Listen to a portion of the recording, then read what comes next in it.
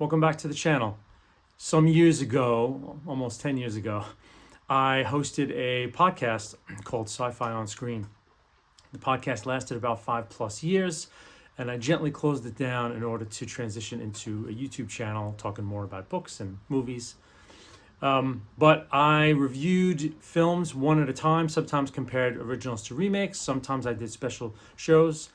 But a lot of the criticisms and a lot of the critiques and analysis that I did for these films, I stand by. And so I thought, since I've done over about 100 shows, that I would share the archives with my new audience here on my YouTube channel. The shows range from about 45 minutes or so more of a podcast. I'll just put up a static image of the old logo, and you can listen and enjoy. So I'm going to do these weekly, and hope you enjoy. Welcome to Sci-Fi on Screen, the podcast that goes where no podcast has gone before. We here at Sci-Fi on Screen take a deep, close look at your favorite genre movies of science fiction, horror, fantasy, and comic book land. We go deep, scene by scene. We do comparisons of originals and remakes, and special shows. Just ahead, a new episode. And thanks for listening.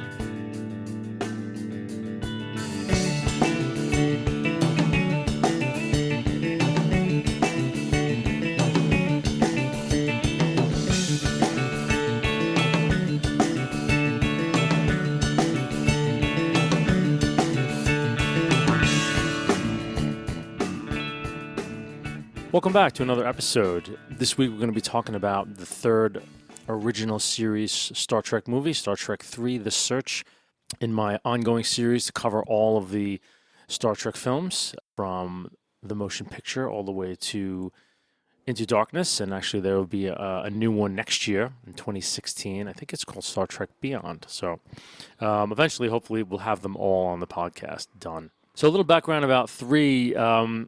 Khan was a huge success. Paramount Pictures told Harve Bennett, like the week it opened, like just write another one. So he got cooking on it. And Nimoy, who, it's hard. I'm reading a bunch of things, but it's very hard to puzzle out where he was at this. At some point in his career, he really was very anti-Spock, and he really was done with Spock the character. And he was kind of for Spock being killed off in Wrath of Khan because he wanted to kind of move on. And then the film was a huge success. Something changed in him, and he was very excited to play Spock again. There was some scuttlebutt, I think, inside of Paramount. They felt that he was like down on Spock and wasn't really into it. Michael Eisner, who was chief then, didn't want to hire him because he mistakenly believed that the actor hated Star Trek and Spock and demanded in his contract that Spock be killed. None of that was true. So Nimoy met with Michael Eisner and kind of persuaded him that he was really on board now to make some Star Trek films. Bennett started writing the screenplay. He quotes 17 other people could have written it, and frankly, after seeing this film, I agree with him. And the idea and the name of the Vulcan Katra came from Harve Bennett's discussions with Nimoy, so it seems like they got together and really kind of hashed out the character and created some things and talked about some things that Spock and Vulcans would do between the two of them. So they kind of got into it. I think Nimoy kind of hipped Bennett to the Amok Time episode, and he suggested to Bennett that there's like this high level of spiritual transference among Vulcans. So it was kind of the germ of the idea. Bennett, obviously aware that the story was going to be very predictable, the end of the movie, you getting Spock resurrected, decides to destroy the Enterprise, but keep that plot element a secret. So he finished the script in 6 weeks. $16 million was the budget, slightly larger than Khan, but less than the motion picture. And they used a lot of stuff from Khan. Supposedly, this assistant producer, this guy Ralph Winter, says the extra money was a toy box that allowed more fun in planning the scope of the film. But I have to say, as I go through the review, that I don't see it. I don't see the money up on the screen. Most of the cast returned. Merritt Butrick returns, playing Kirk's son David. Kirstie Alley, who had played Saavik, I thought she was terrific in Wrath of Khan, did not return. And there's 2 stories here. One of them is that she demanded a lot of money to come back, and the second story is that she was afraid of being typecast in the Star Trek universe.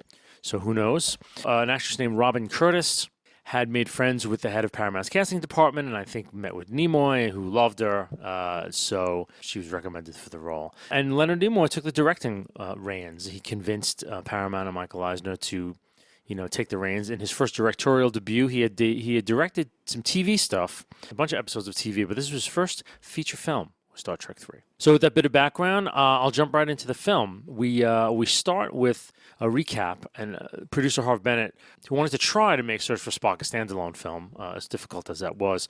So he wanted to, not alienate new viewers, so he included the end of Wrath of Khan in the beginning. And so we see it, but it's very small on the screen.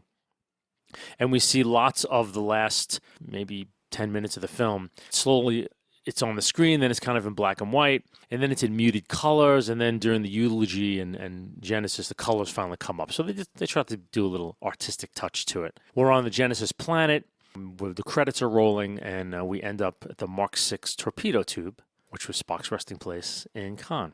So now we're getting a voiceover from Kirk that the Enterprise is heading home. There was sort of a triumphant spiritual ending to Khan, where Kirk feels young again. Spock's kind of taught him the meaning of what it means to live, and Spock's death had a lot of meaning, and there was new life to the ship and the crew and Kirk's career.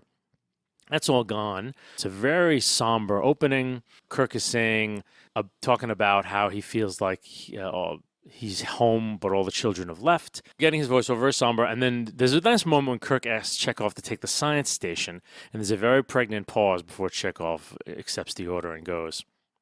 And we're seeing the battle damage. They kept up the appearance of the ship, right? Because it's all banged up from its encounter with the Reliant. And so we're seeing all this battle damage on the interior and exterior. Then we get this thing with Tim and Scotty. They have this quick conversation. Scotty tells him it's going to be 8 weeks to get the ship ready to take off again, but I'll do it for you in 2. And Kirk's like, have you always increased your estimates by a factor of 4? Yes. How do you think I got the nickname Miracle Worker? It was kind of cute. Like they addressed that Scotty always gets shit done early and he's overall always estimating.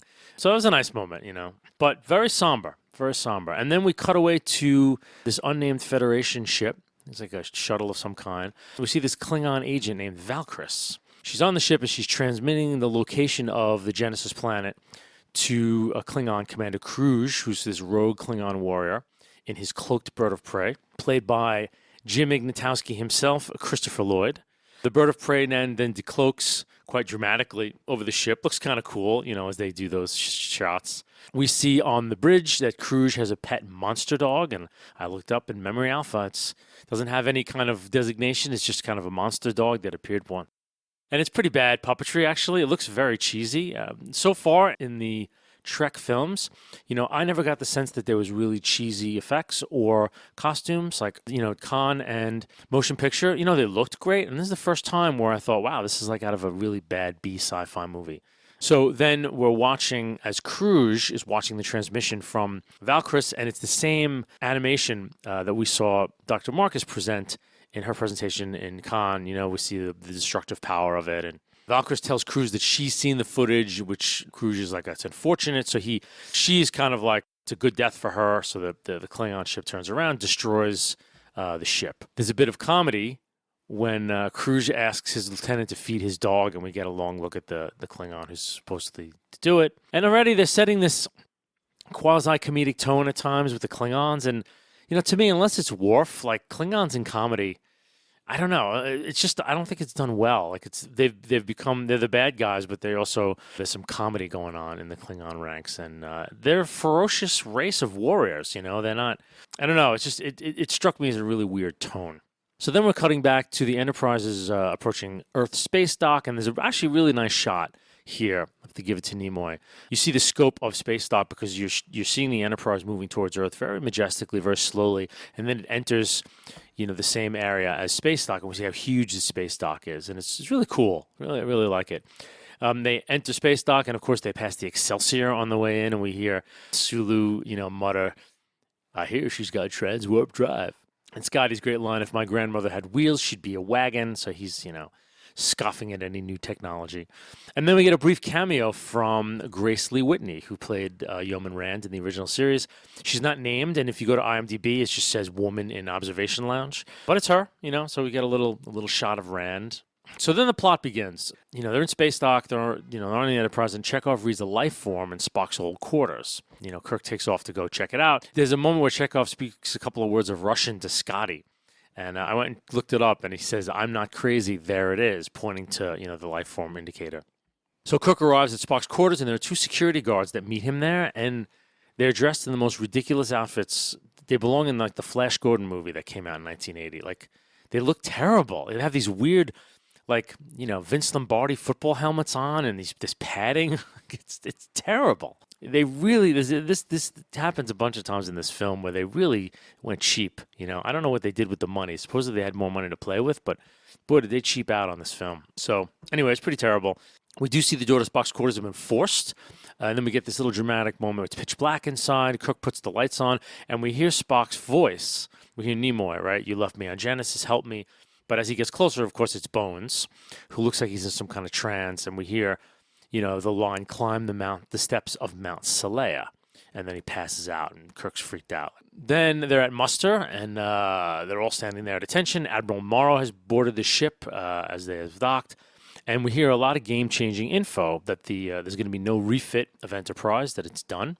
It's seen its day. Scotty is going to be transferred to the Excelsior as chief engineer.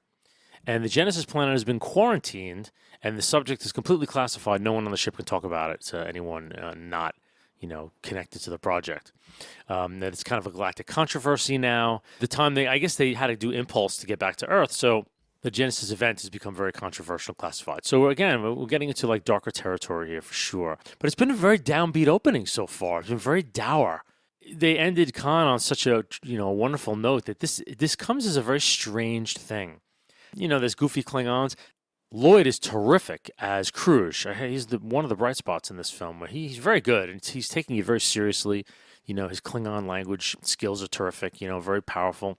So now, after we hear a lot about the Project Genesis, we cut back to the Klingons, and one of his underlings, speaks human, standard as they call it, and there's more information about Genesis, and Kruge is like, "What is this?" And so then we get, unfortunately, this stock villain of like, I will acquire unlimited power and power this, and he's just power mad, Kruge, and it's very boring, where we have this cackling villain, and to me, the stock.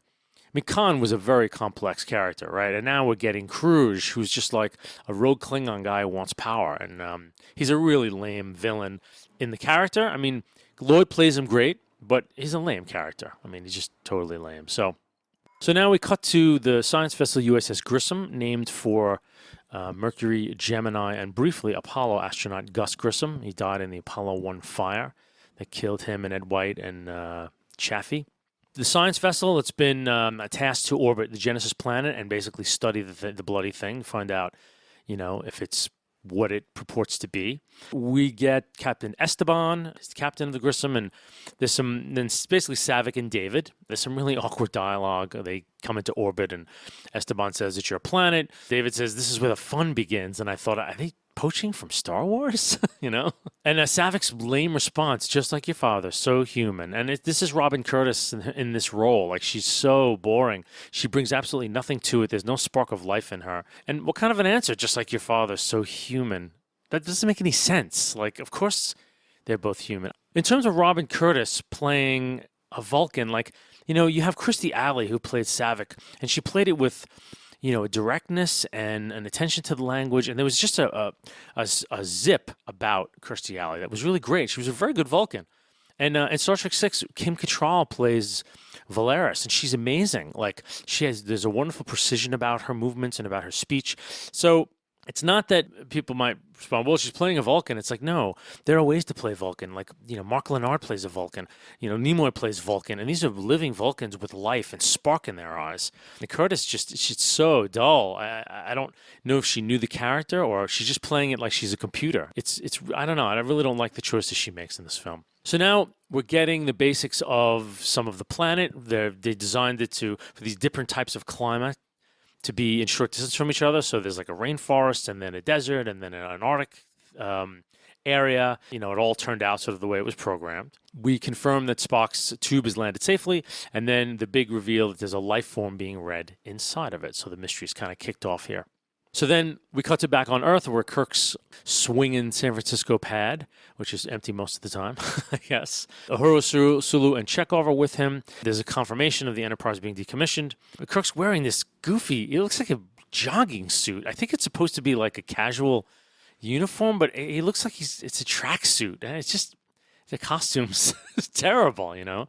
They talk about McCoy. He's resting somewhere, sedated, still not feeling well. And then very dramatically, the door opens, and it's Mark Lenard playing Sarek for the first time since, I believe, The Journey to Babel. And he looks amazing and quite pissed, even for a Vulcan. And so he's talking about, like, why didn't you bring Spock's body to Vulcan like he asked you to? And Kirk is, what are you talking about? And we hear about this Katra, which is sort of the Vulcan soul, the living spirit. And Sarek mind melds with Kirk and realizes that they were separated by glass and Spock couldn't touch Kirk. And that Spock's Katra is not there. But it's kind of cool. Shatner's cool here because he brings it all back for Kirk. Kirk kind of has to relive it as Sarek is probing him. And when he pulls his hand away, you can tell that he's kind of just been through the experience again. It's a subtle little touch by Shatner that I like. Of course, Kirk is like, Spock would have found a way. He would have, if this was that important, he would have found a way. So they review the tapes and they see that he gave it to Bones. And so the mission is set. They've got to get Bones and his body to Mount Seleia. And here's the weird thing. What they don't say about this and what's confusing to me is they don't really know about the Genesis planet and the Genesis effect yet, right? To all intents and purposes, they're asking him to bring Spock's dead body and his living Katra to Mount Seleia. I'm wondering if there was the initial, this is just, me geeking out, but, is part of the ceremony, would they have brought his body back to life, because it was dead. I mean, he was dead. I mean, they do bring a live body back, but they couldn't know that going there, like they were going to retrieve his dead body. So I don't know. Very interesting. I'm sure they didn't give it as much thought as I'm giving it right now, given how shoddy the rest of this movie is. But it's an interesting idea. Now we're actually on Genesis. David and Saavik beam down. They find Spock's tube, and we find these kind of gruesome-looking creatures around the tube that David says these were microbes on the tube's surface, which have now grown to enormous size. So we hear something about this rapid evolution that they're going through because of the Genesis field or the Genesis effect, which is part of the planet. So it's obviously a setup for what's going to happen with Spock. And the big reveal here is the tube itself is empty when they open it. And this is the first of Nimoy here. This is his first feature film director, and he doesn't know how to do a movie yet because he doesn't use music in anything. And I'm not a huge fan of saturating the film with music, but you need those soundtracks for those dramatic moments. They open up and this happens several other times in the film. They open up the torpedo tube and it's just empty, but there's no music, there's no dramatic moment. He kind of ruins it. They open the tube and there's nothing in it, and there's no sound. It's just such a dead moment. And this happens a couple more times in the movie. And to me, Nimoy was very, very apprenticing on this film. He really did not know how to push the scale of a full feature-length motion picture, and you can see it all around. The movie just has a very dead feel to it, and he's missing out on big moments that the script has delivered to him. So it's kind of weird. So back at Starfleet, Kirk is talking to Admiral Morrow, and he's asking permission to take the Enterprise or any ship and go back to Genesis. Is completely denied. We cut to McCoy now at another bar. I feel like the bar McCoy's in, they're trying for the Star Wars Cantina feel because they're panning around to different aliens, and to me, it's I'm wondering if it's Nimoy, like, oh, we gotta ape Star Wars here. I don't see any aliens in the bar. Like, I don't see an Andorian. I don't see any aliens that should be familiar to a Star Trek universe. I mean, maybe they're there, but I don't notice them right away. Like, I feel like this is a great, instance to show us more of the Federation, and I feel it's just kind of a bunch of random aliens. It's just weird. The waitress comes to take his order, and she's dressed up like Harley Quinn, some roller derby queen outfit. It's terrible. I mean, it's kind of like the bad costumes on the security staff. I don't like it at all. She just looks ridiculous, and like, we're in the Federation. We're not in some bar on a backwater world, like we're on Earth. So it's just odd. I don't understand the choices most of the time. Another Star Wars thing, McCoy's in the bar to find a freighter pilot to take him to Genesis. Hello, Han Solo, going to Alderaan, right? And he's talking to this weird guy who speaks kind of Yoda-ish in a way. Money, I got, planet, no can, and whatever. It's an odd kind of thing. But he's speaking very loudly, and some Federation security guys hear him. It's kind of a funny moment. He tries a Vulcan nerve pinch on the guy, and the intelligence agent looks at him. He's like, "Oh, doctor, you're going to have a long, long rest," and they take him out of there. And this kind of begins some of which I think they could have done more with, where McCoy is exhibiting Spock mannerisms and speaking in certain ways that Spock speaks because of Spock's katra in there. Normally, he would understand the nuances of human comedy, but he's like analyzing certain things, with sort of Spock's kind of logic, which is kind of cool. And it should be funnier. I think they should have played this up a little bit more. But Nimoy, I don't know, he knows how to do half of this stuff. It's just kind of flat for me. So Kirk obviously visits McCoy in order to spring him, and we hear the fruity as a nutcake line, which reminds me of, the next film, Double Dumbass on You, and Kirk's continual murder of 20th century idioms, as it were. Then again, we're in the detainment facility, and the security personnel are wearing like baseball caps.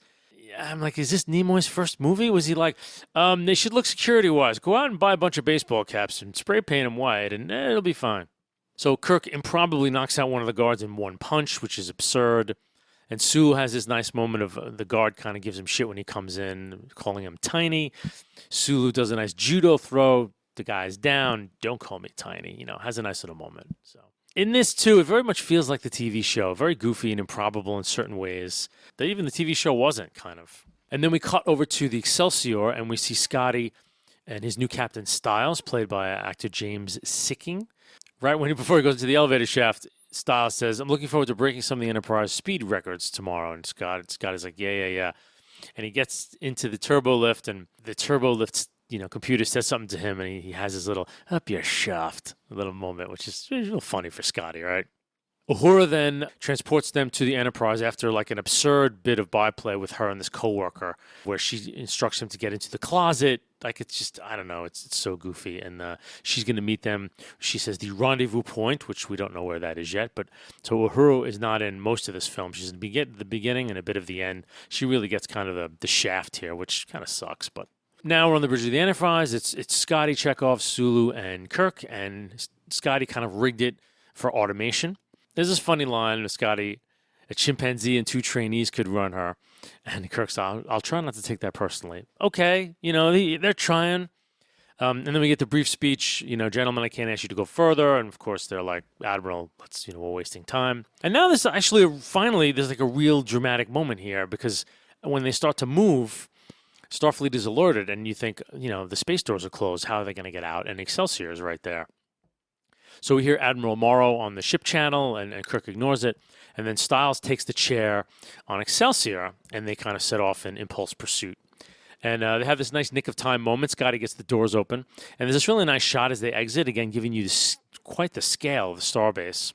The Enterprise goes to warp. Styles is like, if they think they can get away with using warp drive, boy, are they in for a shock.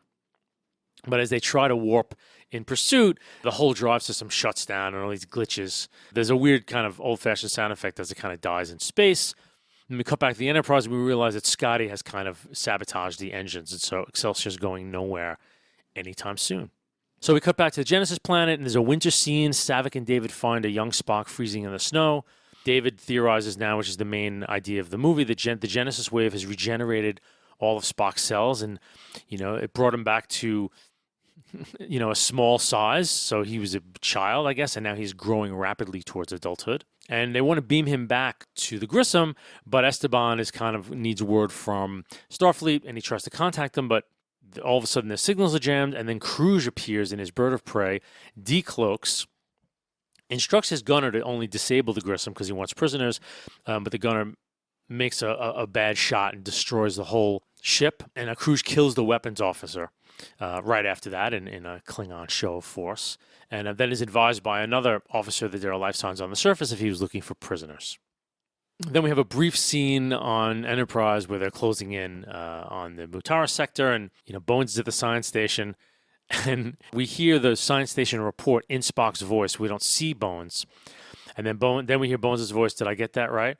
And Kirk looks at him like freaked out, and he's like, "Great, Bones, just great." It's kind of funny moment. Back to the Genesis planet now. Kruge and the Klingons are searching for, David, Saavik, and young Spock. And now we get this byplay between David and Saavik, and now David's talking about the use of what he calls proto-matter in the Genesis matrix, which makes the entire thing unstable, but he's saying it's the only way I could have solved certain problems to make this work, right? And so, we kind of get the thing from Saavik, like, you're just like, Kirk, you changed the rules of the game to suit what you wanted, but we're now getting the early information that the whole planet's going to be unstable. And yet, the cave formation back in Khan was incredibly stable, the level 2. So maybe he needed proto-matter in the larger matrix, and yet he didn't use proto-matter in inside the asteroid. I'm still unclear about that. I don't know if the writers probably paid as much attention to it, but the Genesis cave inside the small moon was fine, totally fine. It wasn't unstable at all. So, another weird thing in this film. Then we'll get this setup for David's death. How much damage have you done? How many people have you killed because of your arrogance? Although all of Saavik's lines are flat and dull, and she just sounds like a scold and boring. So all of a sudden, they're now turning, basically, it was his mother's project. Like, Carol Marcus was the woman in charge of the project. She's nowhere to be found in the film. So now it all rests on David's shoulders. He alone used proto-matter. Was it his fault that Khan killed everyone? They're making it as if because David used proto-matter that, he was an irresponsible scientist who killed tons of people. And it's absurd. It doesn't make any sense at all. But the writers are going to kill David off soon, and so they want to make it so, David he deserved the death coming. It makes no sense to me.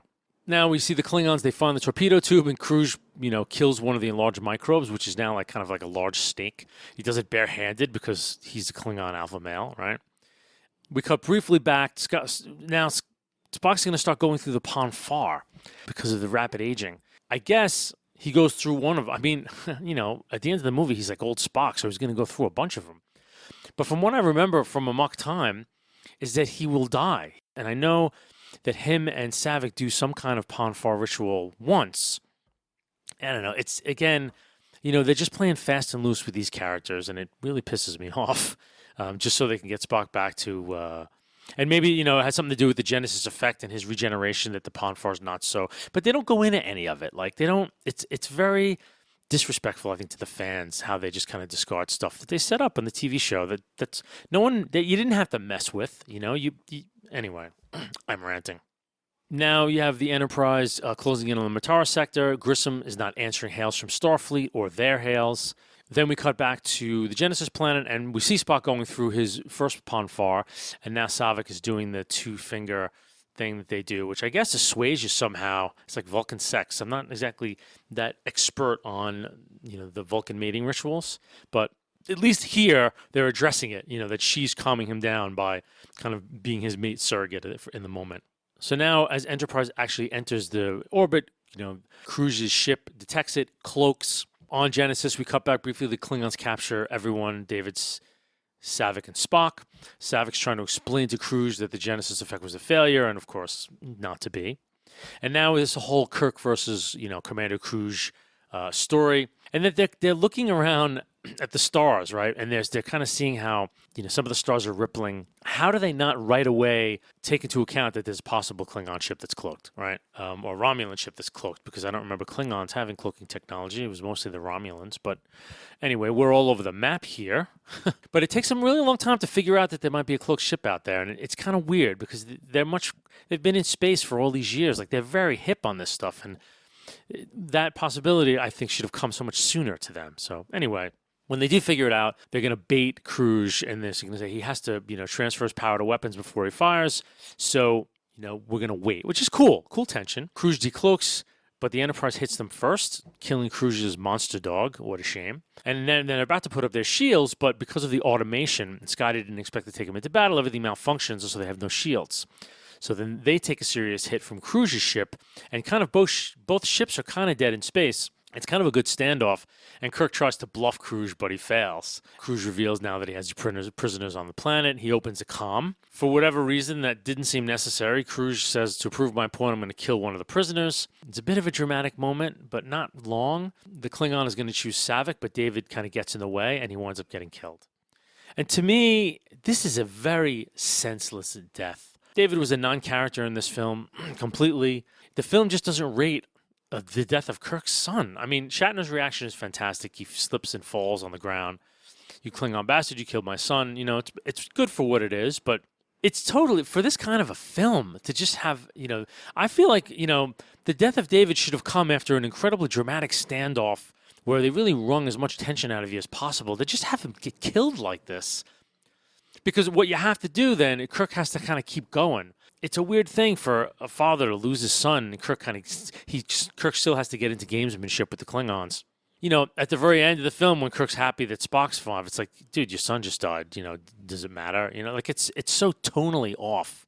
It makes no sense. Then there's that whole deal. Kirk's going to surrender the ship, but he wants to beam down to the planet, and they do and this is nice. They do the dramatic ship destruction sequence, which is the same. It's funny. It's the same codes they used, and I think it was Lethavir Last Battlefield where they threatened to blow up the ship. And I'm thinking to myself, dude, I change my password every month. You didn't change the destruct codes since that episode, but in one way it's kind of cool because you remember them from that episode. So you're like, it's the same, destruct 0 and all that. They beam down, the Klingons appear, most of the Bird of Prey crew beams over, and of course the Enterprise destructs. And I have another nit though to pick. They set the self-destruct on the Enterprise, but all it did was blow up half of the main saucer section, and the ship was dead in space. So self-destruct, the ship self-destructs. There's nothing left. But they wanted to do this nice sort of, the ship arcs into Genesis orbit, and it's a fireball, and everyone's watching it. But this is the worst self-destruct sequence I've ever seen, where the entire ship is intact. And if crews wanted to tow it back to Klingon space after the, quote, self-destruct, it wouldn't be, he'd have all this technology. I don't know. It just really was, it was another dumb moment in a very dumb film. Now we're in the end game. In Genesis, the planet's breaking up. There's some drama between the Klingons and Spock and Saavik. And Spock's just kind of strong. He throws one of them, and we see Spock aging. There's this one scene they do where they make Spock gaze right before your eyes, but it's not that great. Kirk and company finally find Saavik, Spock, and a dead David, and Kirk has a kind of moment with David's body, but there's no soundtrack, there's no tension, there's no drama. And there's this moment where they're all gathered around Spock, and this fiery chasm opens up 10 feet away from them, and they all just kind of look at it and then turn back. There's no reaction. It's not a big deal. One can open under them at any second, and no one seems to care. This is a movie. It won't happen to us. So now Kirk plays a similar gambit that he tried to play with Khan. It's you're going to have to come down here or get me up there to get the secret of Genesis. But of course, Cruise beams down, has everyone beamed up except him and Spock. Then there's this moment where the planet shifts and Cruise is thrown onto Kirk, and now it's the end game where they're fist fighting and Cruise just, give me Genesis. It's the dumbest thing I could ever imagine. There's no soundtrack here. This is that climactic fight of the movie. That everything's at stake here. If Kirk dies, so does Spock because he can't get his body back up there. Cruise wins, and then he has there's a decent amount of stuff at stake here, and it's just Kirk and Cruise punching each other. There's no music, there's no soundtrack cue, there's no drama. It's so flat, and the special effects of the planet destroying itself are terrible. And then Kirk's last line, "I've had just about enough of you," and he kicks him. There's a really goofy looking fall into the lava. Just really bad, really bad. And then they're back, he grabs Spock and he says malts, which is one of the officers left on board the ship to beam him up, and he does. So him and Spock beam back up. And there's kind of a funny moment where they're trying to figure out the Klingon language like this, and they're pointing at it. And we see our first shot of Spock back in the age that he died, in sleep in the ship, so he's kind of aged all the way back. And we get this wonderful soliloquy from Bones as Spock's sort of laid out in the sick bay table of the Klingon ship. He has a little soliloquy about, I can't believe I'm going to say this, but I've really missed you. And it's a great scene, and I think, wow, who we've missed in this film? We've actually missed Spock. We've missed Bones. This has been Kirk and the B team through the whole movie, and it's so flat. And even in this one moment, you realize, man, even Bones was missed because he gets hardly any screen time. Spock, there is no screen time for Spock. Bones gets hardly any. And so, without those three characters being in the center of a Star Trek film, I don't know. It doesn't work. It just doesn't work. Now we have this last coda of the scene on Vulcan. They're at Mount Salea, and they're doing the ceremony. And the little bit of trivia here is Talar, who's the Vulcan woman presiding over everything, is played by a woman named Dame Judith Anderson, who's a famous British actress. This is the first thing that she's done in 10 years, and her last role, blah, blah, blah. So, we hear about this Fal Torpan, which is the procedure by which his mind will be restored to his body. It's very boring. The whole thing is just, she's there with her hands on McCoy's head and Spock's head, and obviously she's going to be the conduit by which Spock's katra returns to his body. And there is one solid scene afterwards where Sarek comes to Kirk, and you can tell that he's really like, you threw away your whole career and everything. And Kirk's like, well, if I didn't, the cost would have been my soul. And so nice, beautiful moment there. And then, Spock's back. He's walking away with all the rest of the Vulcans, but then he stops, and we see him make his way through the crew one by one. You kind of get goosebumps, that he's back. And he ends with Kirk. You realize, too, even after the McCoy scene, the Spock scene, how much Nimoy was missed as Spock in this movie. Like, my God. You never do a Trek film without those three as a centerpiece in the film ever. And they never did again, which was good. Well, they do these lines again, which they're trying to jog his memory. So he needs the many, I shall be and always will be your friend. And then he comes close, and your name is Jim. And it's a wonderful moment. And the crew surrounds him, and then we cut. And we're done with a very boring, misconceived film that really was all about just resurrecting Spock for the next set of films. And it was a very poorly constructed movie. Nimoy, as a director, he got better quickly with the next film, but boy, he was really, really out of his element here. The movie lacks really any kind of serious dramatic scope. As much as you have a movie with Kirk's son dying, it lacks dramatic chops. It's plotting, it's downbeat, it's dull. There are no character arcs for anybody. No one grows. Kirk doesn't have an arc here. Spock's arc is that he comes back to life. Cruz is a stock villain. David Marcus, the only mini arc is David Marcus outed for like an irresponsible scientist and is killed. It's absurd. Robin Curtis is completely ineffectual as Saavik. Yet she has nothing to work with anyway. There's no role here for her. The curious lack of dramatic soundtrack cues when they're needed just, again, make this film just a flat, dead little film. But the script, at the bottom of it all, the script is terrible. I mean, it's a really bad script. All it is a very conventional, we need to escape space dock, we need to outwit Cruz, and we need to get Spock's body back. And it's boring. It is dull as hell. Anyway, so, I generally don't like doing podcasts on films that I don't feel are very good. But I want to do all the Trek canon, and obviously I'll have 5 to contend with and a few more shows. So I have to kind of deal with these films as best I can, but I'm not going to be too sparing in terms of what I think is wrong with them. A little bit of trivia to kind of end out here. The production was endangered by this big fire at Paramount, which I guess according to IMDb, Shatner helped fight the fire and rescue a crew member before the firefighters arrived. Shatner said that his motivation for doing so was purely to save a day on the shooting schedule, as he had made a deadline to be available for shooting on a new season of TJ Hooker, which sounds like, shut up, dude. You did a nice thing. Don't be a douche about it, right? But I thought that was kind of an interesting thing. This is an interesting point, and it makes a lot of sense. The villains of the film were originally intended to be Romulans, and of course, the whole Bird of Prey thing and the cloaking, it's all Romulans. But the upper studio management, they wanted Klingons to be used since they were better-known enemies. So this was a pure studio note from the top. But by the time they made the decision, the ship was already built, and they couldn't handle the expense of replacing it with a Klingon ship. So, they have this idea that since the original series has the Klingons and Romulans have shared some technology and ships in the past for exactly the same cost-cutting reasons, right? And, even on the original series, that it wasn't so much of a problem, but it was a total, studio head kind of thing. That's about all I'm going to say for Star Trek III, The Search for Spock. Thanks once again for listening to Sci-Fi on Screen, to my returning listeners and new listeners alike. If you like what you heard, head on over to iTunes and give us a review. We'd love to hear from you. If you have any suggestions about the show, you can send an email to scifionscreen@gmail.com, or feel free to leave a comment on the website, www.scifionscreen.com. And you can leave a comment in the comments section of the show page. If you'd like to support scifionscreen.com, you can go to patreon.com/scifionscreen, and that's Patreon is Patreon. And to make it easy on yourself, there is a button on the webpage that you can click. Patreon is set up so you can pick an amount you want to contribute per episode, and it'll be recurring. If you'd like to do that, that is available. We'd appreciate all the support we can get. And you can find us again on our website, www.scifionscreen.com.